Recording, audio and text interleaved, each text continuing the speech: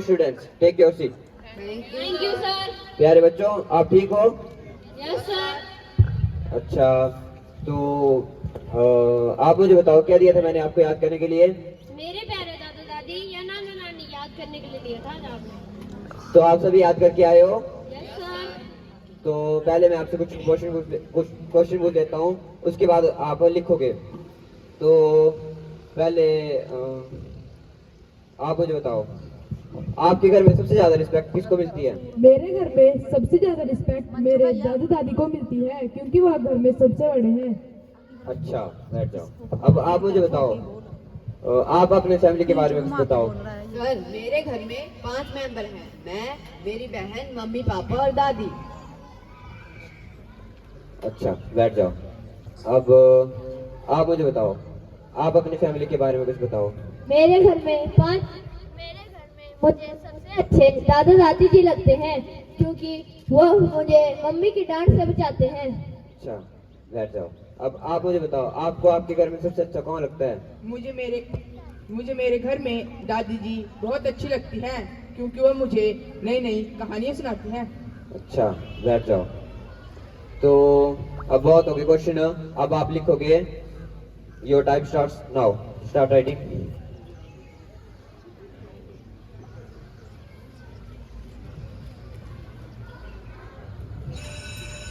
Time over, stop writing.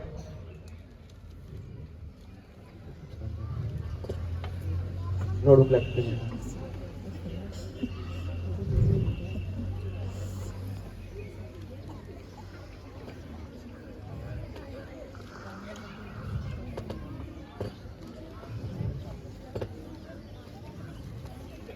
प्यारे बच्चों, मैं उम्मीद करता हूँ कि आप सभी ने बहुत अच्छा लिखा होगा। इसके परिणाम मैं आपको कल बताऊंगा।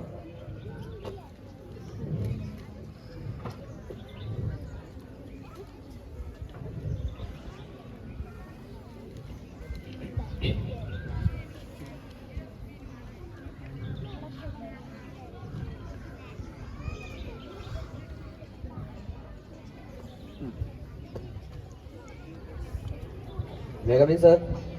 Yes coming. आइए मिस्टर राकेश, बैठिए। सर, मुझे आपसे एक जरूरी बात करनी है।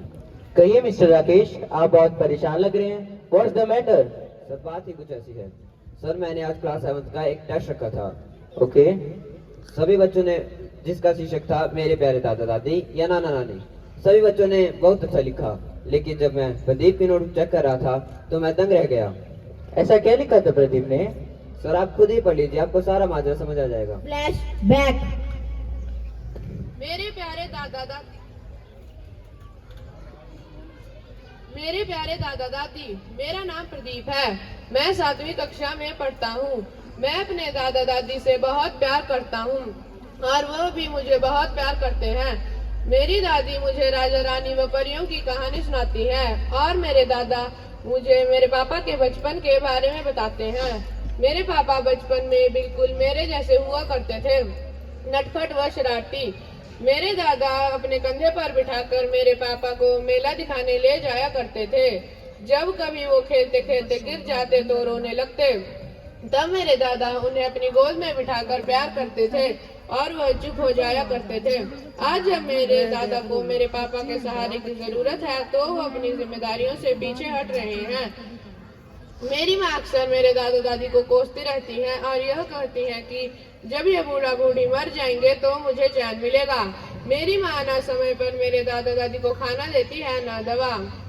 मैं पिछले 1 साल से अपने दादा दादी के कमरे में नहीं गया क्योंकि मेरा उनसे बात करना या उनके पास जाना मेरी मम्मी पापा को पसंद नहीं है। वो कहते हैं कि मेरे दादा दादी की सोच पुराने जमाने की है। अगर मैं उनके साथ रहूंगा या उनसे बात करूंगा तो मेरी सोच भी पुराने जमाने की हो जाएगी। मैं अपने दादा दादी को बहुत मिस करता हूँ। आई लव यू दादा दादी। मैं प्रदीप, कक्षा 7वीं।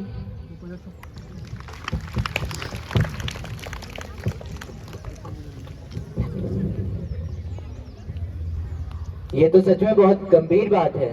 हमें इसके बारे में प्रदीप से बात करनी चाहिए। राधेश्याम जी, आप अभी के अभी 7th क्लास के प्रदीप को बुलाइए। Yes sir. बच्चों, यहाँ पे प्रदीप कौन है? मैं हूँ। प्रदीप बेटा, आपको प्रिंसिपल सर ने बुलाया है। Welcome sir. यस कम इन। प्रदीप बेटा मेरे पास आओ। बेटा कैसे हो? सर मैं ठीक हूँ।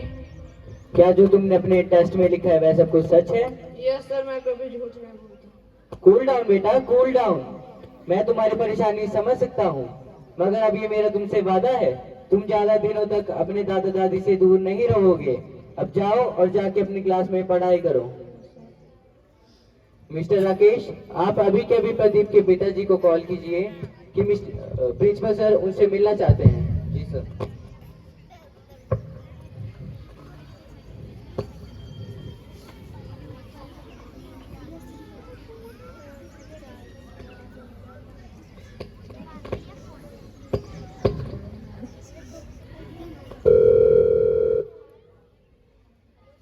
हेलो सर, कौन? हेलो सर, क्या आप प्रदीप के पापा बात कर रहे हैं? जी सर, कहिए। सर मैं प्रदीप का क्लास टीचर बात कर रहा हूँ। प्रिंसिपल सर आपसे मिलना चाहते हैं। आपको आज के आज यहाँ आना होगा।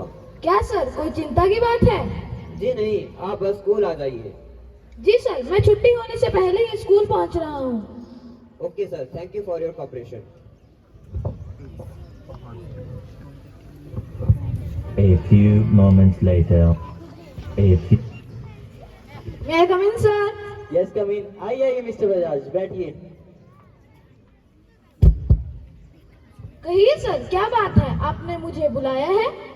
जी हाँ मिस्टर बजाज, दरअसल हमने एक नया कानून बनाया है, बस उसी के बारे में आपको बताना था। दरअसल आज के बाद आप अपने घर में अपने बेटे के साथ हिंदी या फिर पहाड़ी में बात नहीं कर सकते, क्योंकि हमारा मानना ये है कि आपका बेटा एक इंग्लिश मीडियम स्कूल में पढ़ता है, और अगर आप उससे घर में हिंदी या फिर पहाड़ी में बात करेंगे तो वह जल्दी इंग्लिश बोलना नहीं सीख पाएगा। हमें पूरी आशा है कि आप इसमें हमारे पूरी तरह से कोऑपरेट करेंगे। लेकिन सर, हमें तो इंग्लिश आती ही नहीं। हम तो हिंदी माध्यम स्कूल में पढ़े हैं और हमने इंग्लिश में कभी बात भी नहीं की। यह तो मुश्किल होगा हमारे लिए। मुश्किल है मिस्टर बजाज, मगर नामुमकिन नहीं। हमें पूरा विश्वास है, अगर आप कोशिश करेंगे तो कुछ ही दिनों में इंग्लिश बोलना सीख जाएंगे, मगर तब तक आप अपने बेटे के साथ बात नहीं कर सकते, because rules are equal for all. लेकिन सर, हम मानते हैं हमें इंग्लिश नहीं आती, इसीलिए हमने अपने बच्चे का दाखिला इस स्कूल में करवाया है, ताकि वह बेहतर से बेहतर शिक्षा लेकर आगे जा सके। लेकिन इसका मतलब यह तो नहीं हम उससे बात करना ही छोड़ दें। आखिरकार वो हमारा खून जो है। आप बिल्कुल सही कह रहे हैं मिस्टर बजाज। हर माता पिता यही चाहते हैं कि उनके बच्चे उनसे भी अधिक कामयाब हों, मगर हर पीढ़ी के साथ लोगों की सोच बदलती है। इसी को ही तो हम जनरेशन गैप कहते हैं। सर, आप कहना क्या चाहते हैं, साफ साफ कहिए। देखिए मिस्टर बजाज, क्या आप ये मानते हैं कि आपके और आपके बेटे की सोच में अंतर है? जी सर, क्योंकि जो सुविधाएं हम अपने बच्चों को देते हैं वो हमारे समय में नहीं थी। एक और सवाल मिस्टर बजाज, क्या आप ये भी मानते हैं कि आपके समय में जो सुविधाएं थी वे आपके पिताजी के समय में भी थी? नहीं सर, उस समय तो स्कूल भी नहीं हुआ करते थे। अगर आसपास कोई स्कूल हुआ भी करता था तो सारे बच्चे पढ़ने नहीं जाया करते थे। बस यही बात तो मैं आपको समझाना चाहता हूँ मिस्टर बजाज। क्या सर, साफ साफ कहिए। देखिए मिस्टर बजाज, जिस समय आपके पिताजी पैदा हुए थे उस समय टेक्नोलॉजी उतनी एडवांस नहीं थी। फिर आपका समय आया, उस समय टेक्नोलॉजी थोड़ी बहुत एडवांस हो चुकी थी।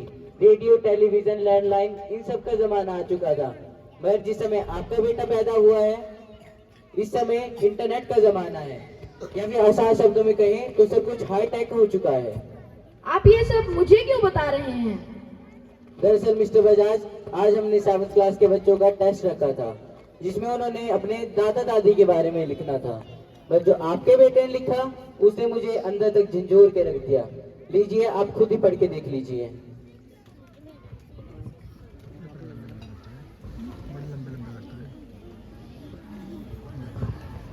उठिए मिस्टर बजाज, बैठिए।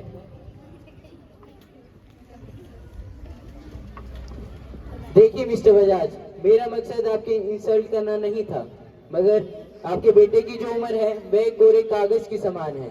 आप उसके अंदर जैसे भी विचार डालेंगे वह जीवन भर तक उसके साथ रहेंगे, मगर जो आपने उसके अंदर उसके दादा दादी के प्रति विचार डाले हैं वह बिल्कुल भी सराहनीय नहीं है।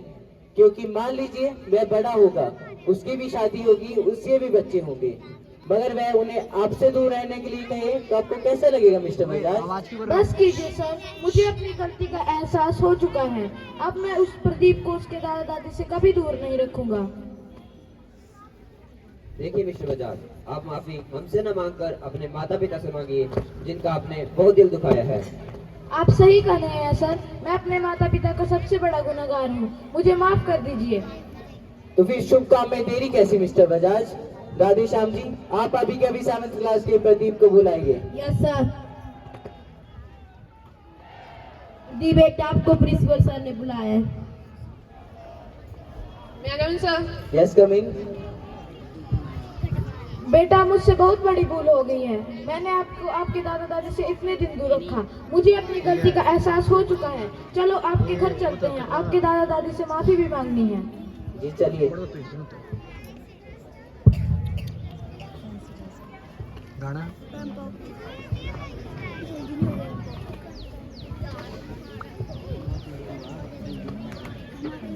दादा दादी,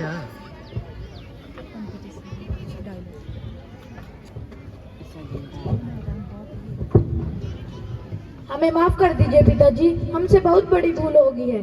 मैंने आपके पोते को आपसे इतने दिन दूर रखा, हमें माफ कर दीजिए। बेटा, हमारा भी प्रदीप से मिलने का बहुत मन था, लेकिन तुम्हें अपनी गलती का एहसास हो चुका है, इसलिए हमने आपको माफ किया। गलतियां सबसे होती हैं।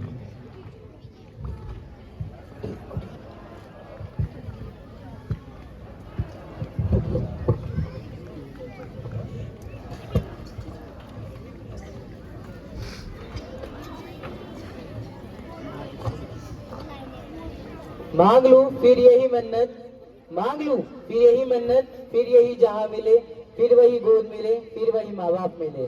इस लघु नाटक के माध्यम से मैं और मेरी टीम आपको यही समझाना चाहते हैं कि माता पिता की सेवा करना हमारा ही कर्तव्य होता है और किसी भी व्यक्ति को इस कर्तव्य से पीछे नहीं हटना चाहिए, क्योंकि आज हम जो कुछ भी हैं वह केवल हमारे माता पिता की वजह से ही है, जिन्होंने हमें जिंदगी भर तक खुश रखने के लिए स्वयं हमेशा मुश्किलें सही हैं।